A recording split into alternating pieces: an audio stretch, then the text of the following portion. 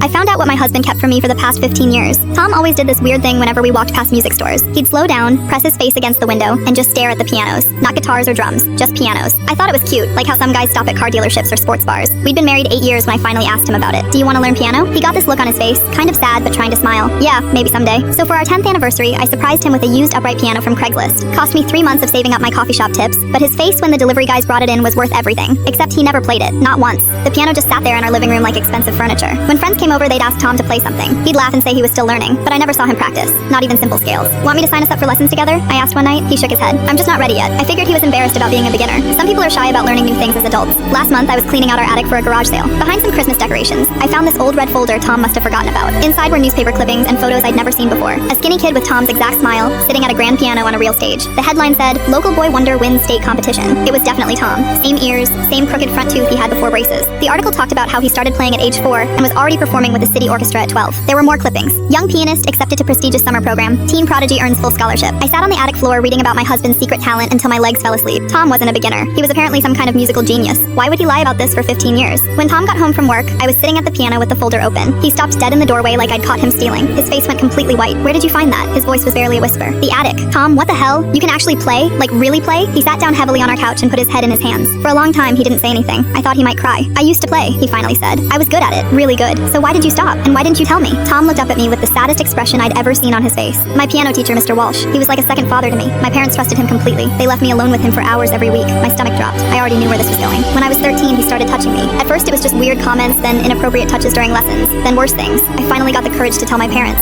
Tom's voice was shaking now. They didn't believe me. They said I was making up stories to get attention. They accused me of trying to ruin an innocent man's career. They made me apologize to him, to his face. I felt sick. Oh my god, Tom. So I stopped playing, completely. Every time I touched piano keys, I thought about him, about my parents not believing me, about feeling so alone and confused. I quit lessons, refused to practice. My parents thought I was just being dramatic. When I turned 17, I left home and never went back. We both sat there in silence. I looked at our beautiful piano, the one I'd been so proud to surprise him with, and realized I'd accidentally filled our home with his worst memories. I'm so sorry, I whispered. I had no idea. We can get rid of the piano if you want. Tom shook his head. No, I've been thinking about this a lot lately. Maybe it's time I tried to take it back. The music, I mean. It used to make me so happy before everything went wrong. What do you want to do? Could you maybe sit with me while I try to play something? Just one song. I don't know if I even remember how. I nodded and moved over on the piano bench. Tom's hands were trembling as he placed them on the keys. He played a simple melody, something soft and beautiful I didn't recognize. His fingers remembered exactly what to do. When he finished, tears were streaming down both our faces. That was the first song I ever learned, he said. My mom used to hum it while she cooked dinner. Now Tom plays piano every evening after dinner. Nothing fancy, just whatever feels good.